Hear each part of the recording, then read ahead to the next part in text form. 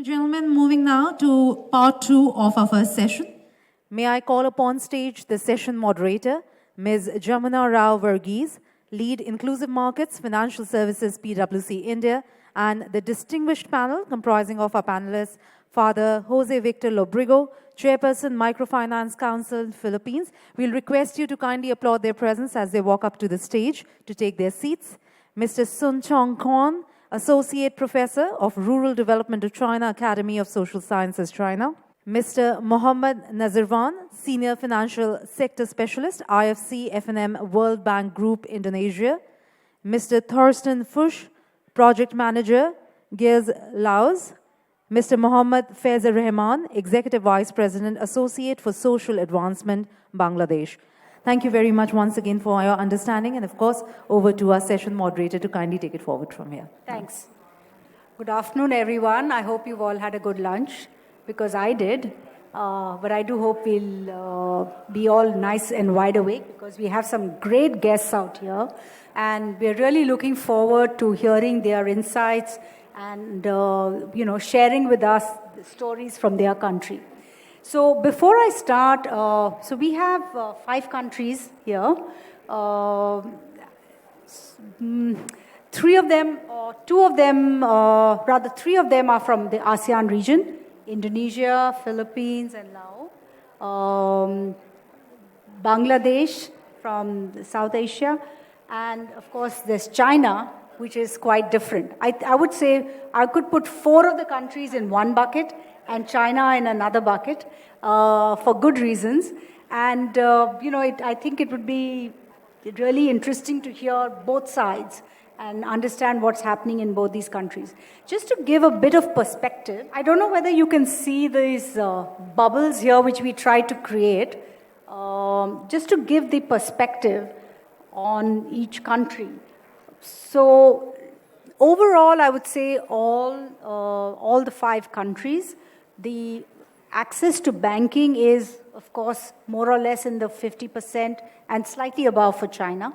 The percentage of clients accessing formal borrowing is 10 to 15%. So it's all, there's miles to go before we sleep. So while I put this in the background, we created this bubbles just to give an idea of what is the contribution of the MFI asset size in comparison, India versus the other countries. And in all of them, of course, India is quite strong, but, in all the countries, it does contribute compared to their GDP and population. And we'd like to hear more from this. So in this discussion, I'm going to really break it up into about 4 parts. One is really discussing the ecosystem. What are the regulations which have primarily helped or not helped? The second is the business. And third is good practices. And fourth is get an understanding from you in terms of what's the future of MFI looking like. So to start off, I'd like each one of you to give us very briefly what's the ecosystem looking like, and what are the 1 or 2 regulations or policies which have really spearheaded this. So Thorsten, I'd like to start off with you on Laos. Yes, thank you, Jamuna. So in Lao PDR, for the general environment, there are currently 40 licensed banks. These licensed banks, the majority of them are not operating outside the capital, so we only have banks with branch offices, at about 10 banks that operate a branch office on provincial level. So this would usually give room for microfinance institutions to operate. There are at about 100 microfinance institutions. In terms of regulations, that is conducive or not so conducive for the microfinance sector. So interest rate limitations, interest rate ceilings were discussed. We don't in Laos have an interest rate ceiling on the microfinance sector. So this is definitely a factor that helps the sector currently to develop. It was discussed in the past, but Bank of Laos so far has decided to not apply it for the microfinance sector. For the banking sector, there is a margin cap, so the banks are subject to a certain margin between their savings and credit deposits. credit interest rates. So this is actually then one factor that hinders the work of banks that are partly as well active in microfinance business. One last, I don't know that we don't have that much time, one last thing, microfinance institutions in Lao PDR, they may apply for a deposit-taking license, so this is then one big difference to the Indian market as well, as I learned today. Yeah. So in Lao, basically deposit-taking, interest cap, the MFI is having an advantage versus banks in terms of the interest? They have an advantage in terms of interest. They have one disadvantage that I didn't mention so far. This is foreign equity. So the microfinance sector is currently not fully open for foreign investments. There's a cap of 30% to foreign equity. Okay, the cap to equity. This cap is, again, then is not applied for the banking sector, so banks can be fully So that's a disadvantage that the MFIs have. Great, yes. Thanks. Jovic, from Philippines, do share with us. Yeah, of course, we take pride by the fact that Philippines has been adjudged to be a leading country in microfinance by the Economist Intelligence Unit in the last 3 years now, compared to 55 countries around the world. Now, the regulation, we have actually 3 regulatory bodies. For the banks doing microfinance, is the central bank. For the cooperatives, it's the Cooperative Authority, Development Authority. And for microfinance NGOs, we got a new regulation, and this is being run by the Securities and Exchange Commission, together with the Regulatory Council, of which 3 members come from the sector. And I am one of the member of the regulator. Now, in terms of landscape, actually majority of microfinance are run by NGOs, second by cooperatives, and third by the banks. So now that we are all regulated, then somehow we are mainstream. Now, what do we look forward in the future? We hope to have impact in terms of inclusive finance because, there has been so much talk about microfinance as an instrument of poverty alleviation, but we still have to see empirical studies to show that indeed it will impact. But hopefully, when it matures and more people benefit from it, and with market competition, we hope to be able to reach that in the future. Yeah, you had mentioned earlier about some regulatory policies which benefit microfinance. Would you like to share that? Yeah. Like, if you compare it with the bank, for example, in terms of taxation, the banks are charged with 5% gross receipt tax and then 30% income tax. For microfinance NGO, by the mere fact that they are not businesses, they are social enterprise, we are only taxed 2% gross receipt tax in lieu of other taxes. But the regulation provides also that we should have a sustainable financial instrument, that we have social impact through social performance, and the governance is also regulated to ensure client protection. Sure. So I think the whole tax thing in Philippines has really helped the MFI NGO sector versus, say, the formalized institutions like the banks who would be providing it because they have the benefit of not paying the income tax and the other taxes, GS, the gross receipt tax. Gross receipt tax is subsidized. Or reduced. Reduced, because we serve directly the people, and it's not for any private benefit. It's for social good. So we call it social enterprise. Thanks. Yes, I come to you, Nazirwan. In Indonesia, do share with us what the ecosystem is like. And I know that the regulator has done a lot for MFIs, and it would be good to hear what those initiatives have been. Yes, thank you, Jamana. Yes, just a little bit background. There's a microfinance practice in Indonesia starting about 100 years ago when the Dutch colonial the country. And then developed, currently we have very diverse, ecosystems such as from commercial bank, regional development bank, and also cooperative sector and NGO, and non-bank financial institutions. So Under this, we have two structure regulatory system. First is by OJK, or Financial Service Authority. This is supervised commercial bank and then non-bank financial institution. Secondly is cooperative. Ministry of Cooperative supervise the cooperative sectors. So in addition to this, there's also a government program doing microcredit, for example, to the community. But microfinance is still becoming very strategic for the country. So the government, through the authority, financial authority, mandated about 20% of portfolio of commercial bank goes to the micro and small enterprise segment. And secondly, this is maybe the current issue is about government try to reduce down the interest rates. Before, the interest rate is quite fragmented from low to very high, okay? Then the government come with they call it KUR, credit usaha, or people credit, subsidized loans to micro finance clients up to 9%. So this is through the state-owned government bank, and now it's expanding to the private sector as well. Yeah. Okay, great. So from what you're saying, one is the mandated lending to SME sector, which the government has done. Secondly, I think that means that banks also have to lend to the SME sector. The second is in terms of bringing the interest rate down. That's the other thing. Is there anything else which you mentioned? Yes, maybe about the market. In Indonesia was the most populous Muslim country, so there's a growing about Islamic-based microfinance as well, through commercial bank and through cooperative sector, and then also through voluntary sectors such as NGO and so on. Yeah, sure, great, thanks. I'm going to come to you last. China after Bangladesh. Bangladesh, I think, we have to come there and learn from you. And of course, Bangladesh is the most well-known. I think what we'd like to understand is, in the last couple of years, have there been any changes, movement in terms of the regulatory environment and the impact it has had on the microfinance sector? Yeah. Thank you, Jamuna.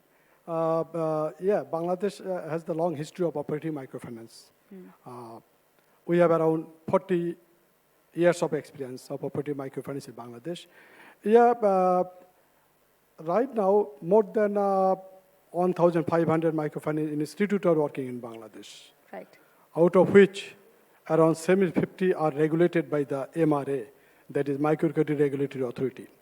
And that MRA already started their activities from 2010. So as per MRA policy, microfinance institute, there is an interest cap also. As per the interest cap, we are not allowed to charge more than 27% as a declining rate. Okay. This is one thing. Second thing is that, yes, of course, the microfinance in Bangladesh are allowed to mobilize the member savings, not from the public savings. Then the interest rate we are providing against the savings is much more higher than the commercial bank. In Bangladesh, commercial bank usually provide interest on savings, that is the deposit, is maximum 4%. But in our case, that is in sector, microfinance sector, as per the MRA policy, we are providing 6% interest rate on the regular savings. But we have other type of savings also, that is FDR. In case of FDR, we are providing 12% interest. Okay. Yeah, although the commercial bank, they provide 10% interest. Okay. In Bangladesh, we have 4 types of financial services under the microfinance program. That is, first is, of course, the loan. Second is savings. Third is insurance. And fourth is remittance also. Okay. The insurance is linked, it is linked with the formal insurance company.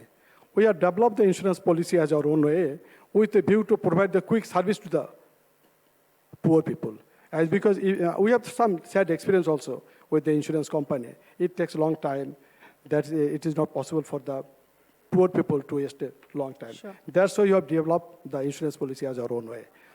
Okay, so great. So from Bangladesh, you're saying that primarily the interest rate, too, is that they're able to garner deposits and savings, which I think also the other countries, they are able to take savings, microfinance institutions.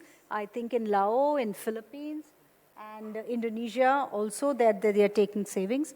And so that's a big thing in addition to the other products, right? Right now, the whole sector, including Grameen, we are serving number of active loan clients is around 31 million right now, including Grameen. And our loan outstanding as of last June 2016, it is 6,500 million US dollar. It is the loan outstanding. Great, fantastic. And our deposition is around 44% of the total loan outstanding. It's a huge. Great. It's a big. And also, I think the other point which you mentioned is the differential interest rate. What a bank is able to provide for savings is lower than what the microfinance does, which is the reason why they're able to mop up the savings from the market. Day before yesterday, we had a meeting with the MRA, and MRA still, they're insisting us to reduce the interest rate, and we are agreed. As a big microfinance institution, ASHA, already we have reduced 2%. Okay. Right now, we are charging 25%, and it is from the 2015, we are charging 25% interest. Great. As ASHA, we have the big operation in Bangladesh. Sure. That's why Thank we you. have already reduced. And Great. then next year, our planning is to reduce more 2%. That it could be around 23%, something like that. Okay, great. Thanks. Thanks, Rehman. Now I'll come to Sun and China. So China, the model is completely different. First of all, what is the definition of microfinance? That's the first question that we'd like to understand. In China, is this regulated? That's the second question. And third is that, I would think that the model in terms of the customer segment that you're addressing, the way you're addressing it is also quite different. So if you can share with us about China. Thank you. The definition of microfinance in China is confused, especially for me, confused, because in the law, we have not regulated the definition of microfinance. There is no definition of microfinance. No, Okay. but the Ministry of Finance has a policy. It provides some guidance to the microfinance institutions or maybe banks. That is, for a loan of below 100,000 RMB, it's about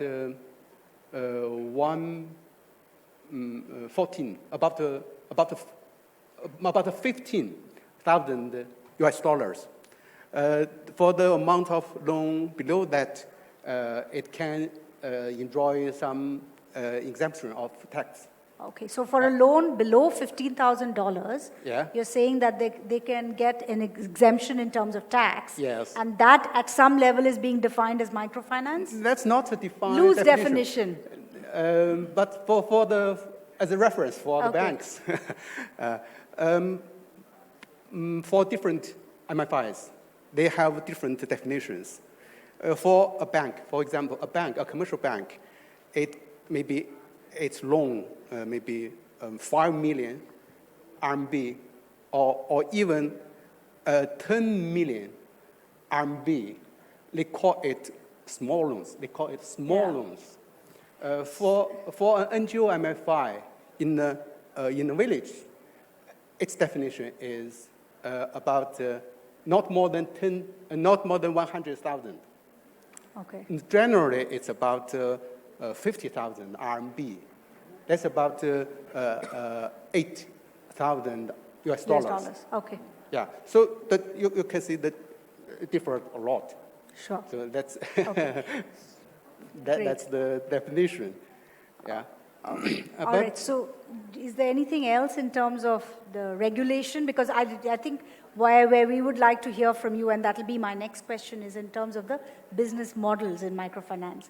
Is there anything else in terms of regulation? Or China, I remember the saying that for Alipay, at one time it was too small to be regulated, and then it became too big, and then it became too big to be regulated. So I think microfinance is going to be the same in China. Too small and it'll soon be too big? Yeah, we have not a special regulation on microfinance, but we have the microfinance business. I think it's maybe more exactly to describe. Why? Because some commercial banks also provide microcredits business. Okay. Yeah, and I can divide the microfinance providers in two categories. One is financial institutions, and another is MFI. MFI, NGO. Yeah, that's right. NFIs. So for the financial institutions, we have a committee that is China Banking Regulatory Committee, a commission. Okay. Yeah, it's the supervisor body of the financial institutions. Okay. It has different regulations. For example, for commercial banks, we have a commercial bank law, and we have a rural credit cooperatives. That there are rules on RCC, rural credit cooperatives. But many of the RCCs now changing to rural commercial banks. Right. I think China, it's like a top-down approach. It's government-driven primarily. Yeah. Yeah. Even so I'll come to my next question, and that's why I'll start with you. In terms of the business, so microfinance in India is one thing. In 4 or 5 of these countries, primarily, there's savings and microfinance. There's, of course, insurance involved. So in terms of the changing business models of microfinance, whether it is the products which is changing, whether it is the channels which are changing in terms of digital, how do you see that in each of your countries? And I'll start off with China, because I did read that Ali Finance would, sort of do a microfinance by lending to these village committees, and which would further then lend out. But other than that, we hear so much about the internet banking of China, and that is taking the world by storm. We are all trying to read books in Chinese, which are being translated into English in terms of what Alipay has done and what other internet banking is, which China has, accomplished. So if you can share with us whether you see that crossing with the MFI industry is what we'd like to hear. Yes, in China now there are two tendencies of microfinance in the rural areas. One is the village, we call it village mutual funds. Something like village banks in India, but we cannot call it banks because it's not regulated.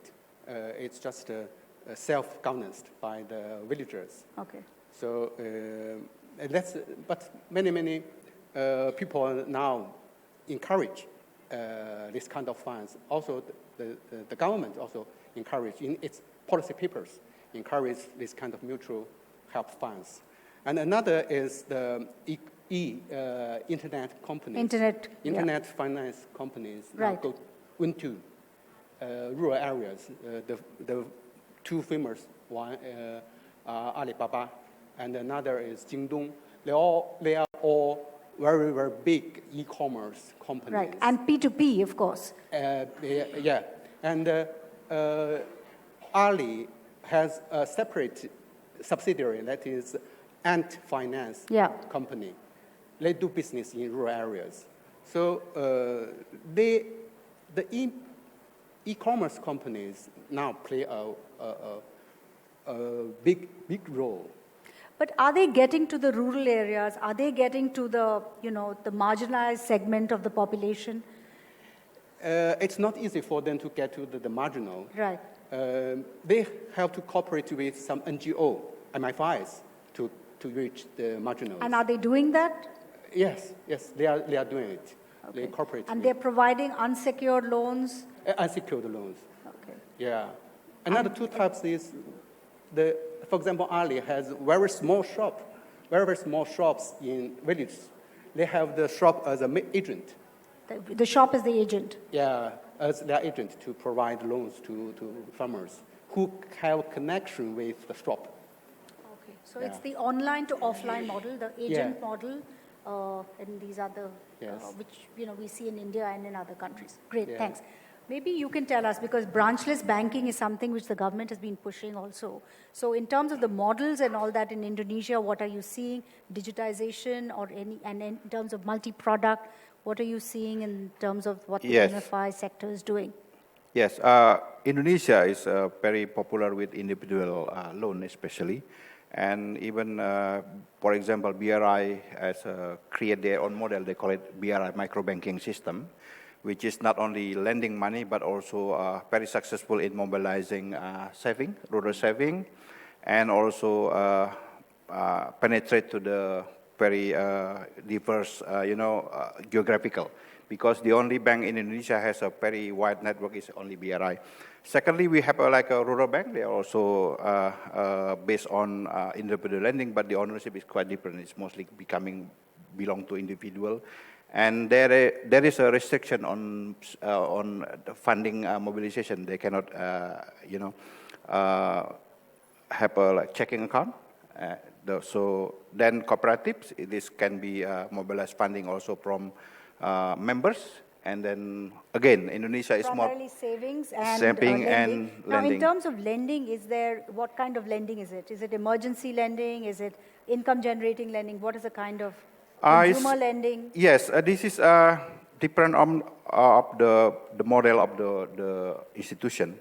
But majority of the microcredit, it goes to the productive sectors. Income generated. Income generated. And then the second goes to consumer lending.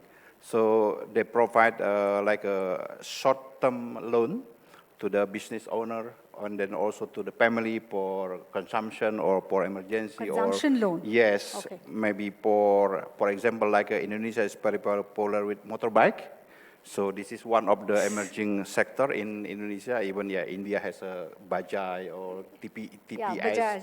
TPS also has some market in Indonesia, and there's also growing up agent bank at the moment, especially the Financial Service Authority given permission to the big bank because of capital. There is a requirement for capital, minimum capital, to open agent bank.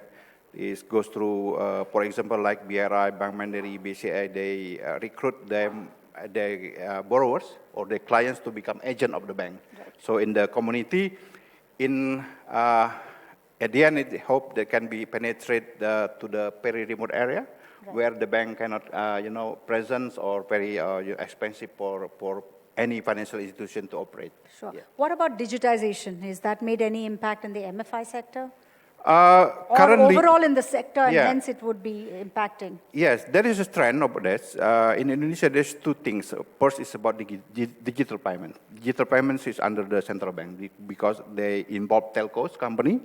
And secondly is from fintech company.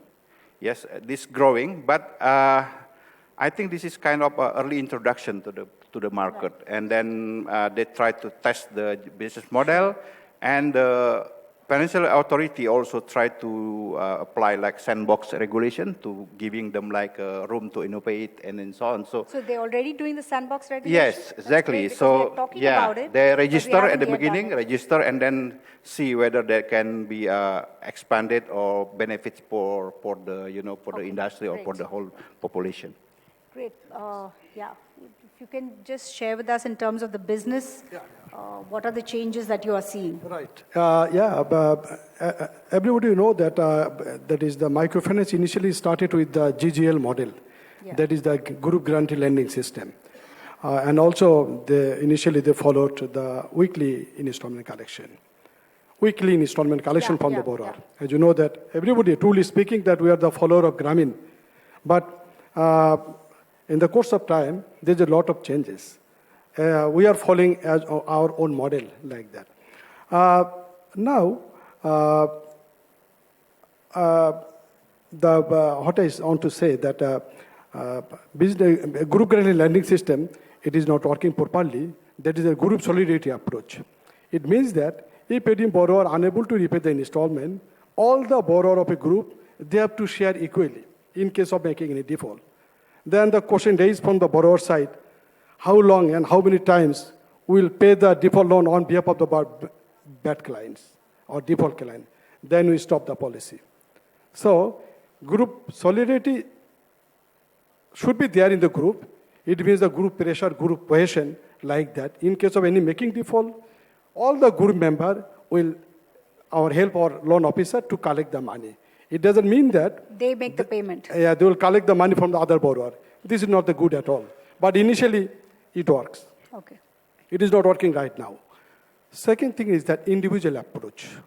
Individual lending yeah. is taking place right now as because everywhere in Bangladesh, and also I have seen in some other countries also.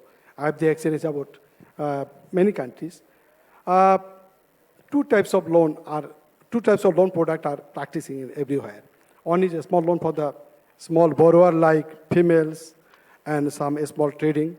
There is one small lending system that is the small loan, and another is SME loan. And SME loan is assigned for the graduated member from the So it's an individual SME loan. Primary loan Right. borrowers. Yeah. Okay. This is the big change in the microfinance Great, model. thanks. Yeah, okay. The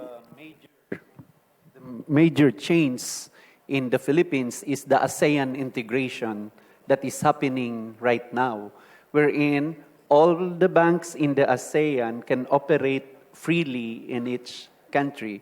And with a mature microfinance market, and the banks are already allowed to operate, to us, this is a game changer. Can you start operating in Indonesia, the Yes. microfinance companies? Yes, I mean, if they are into formal banking, then they can. Okay. So So India should join the ASEAN soon. I know that Modi was trying to talk Yes. to do that. So. yes, Okay. So with a mature market, so more opportunities, and hopefully, it will benefit more the market, the poor sector. Any changes in the microfinance model in terms of... Yes, there are inroads of digitization already, but at the moment, I would say it's still very, very early Early stage, stages. Okay. piloting, starting. But there is a foresight that this is the next level of microfinance digitization. Okay. Yeah. And when you say next level, for what?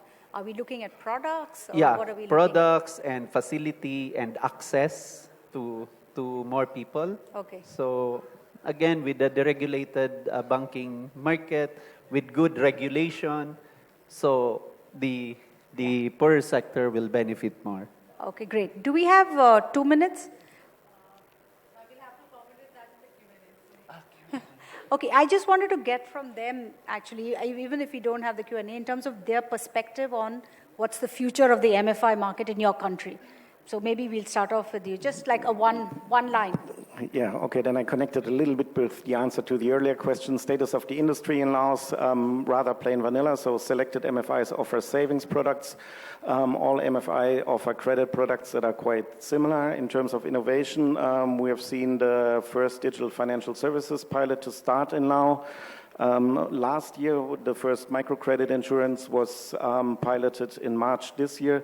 So there is actually some innovation going on. In our case, we are, as was mentioned before, we are setting up village savings and loan groups and connect them to the microfinance institutions.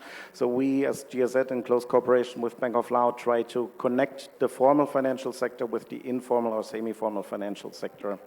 Great. In terms of outlook for the market, ASEAN was mentioned. I think the Lao MFIs, the majority of the Lao MFIs will face a tough competition. The market still is protected. But I think what many of the MFIs in Lao need is economies of scale. So we have organizations that are really, really small, not just in comparison to India. I mean, we're talking about organizations that work with a number of like 1,000 clients. Right. And you can imagine how difficult it is to Great. raise the economies So of basically, scale. the ASEAN competition is going to be a bit of a challenge. Even without Asian competition, You there would be, needs to be a cleaning up of the What market. do you see in Philippines? What? We are quite confident because we have a very robust regulation, and the public-private partnership is very much dynamic. Like the regulation came from the sector, from the Microfinance Right. Council of the Philippines. So you're and quite aggressive we are on part that. of the regulatory council. So if this continue, and I think this will continue, then we have a What about Indonesia? Maybe just a line in terms of how you see MFI changing or the same? Yes, I think very important for Indonesia is to strengthen the sector is how to link to the infrastructure, the financial infrastructures in the country, for example, like credit bureau. And because of majority of microfinance clients are beyond the capture of credit bureaus, so this is becoming effective for the sector to see, to practice risk management, responsible finance, and also to bring, especially to prevent like over-indebtedness and so on. Okay, great. Maybe just one line each, and because I think we're short on time. How do you see microfinance in China 10 years from now? Internet or online finance will play a greater and greater role, but it cannot do business without offline organizations. So it must cooperate with the NGO MFIs at grassroots level to reach the marginals. And second is we need to develop the cooperative, farmers cooperatives. Okay, To so you're finance saying the themselves. online to offline model is where you see microfinance in China. Yeah. And the cooperative, that is linking up a lot more with the cooperative sector. Yeah. Right? Great, thanks. Yeah, maybe just one line in terms of where you see. Just we are approaching the first generation of microfinance program. We are approaching the first generation of microfinance program. Now we are in the process of second generation. That is, we are expecting for digitization of microfinance program. And our hope is to introduce the paperless or cashless transaction maybe within 2 to 3 years. Okay. Already we have started the process. So digitization of MFIs and also- paperless, cashless transactions. Okay, Great. and finally, from MFI should do some, what I want to say, that CSR activities with the surplus fund of microfinance program, CSR activities. CSR. It is our moral responsibility to do something for the poor people, as we are earning a lot from the microfinance program. Okay, It great. would be another area for our future of microfinance program. Thank you. Thank you very much. Thank you. Thank you. Thank you, gentlemen. I think we should be on time. Thank you very much, ma'am, for keeping the session just to the already shortened time that we had. Let's have a round of applause right there for, of course, our moderator and all our session panelists. May I request Ms. Sugandh Saxena, Head Advocacy and Development, MFIN, to kindly join us here on stage to present a token of appreciation to, of course, all our esteemed guests on the dais. Ladies and gentlemen, an applause. Of course, accompanying that is always great, so we'll request you to please do the needful. Thank you very much.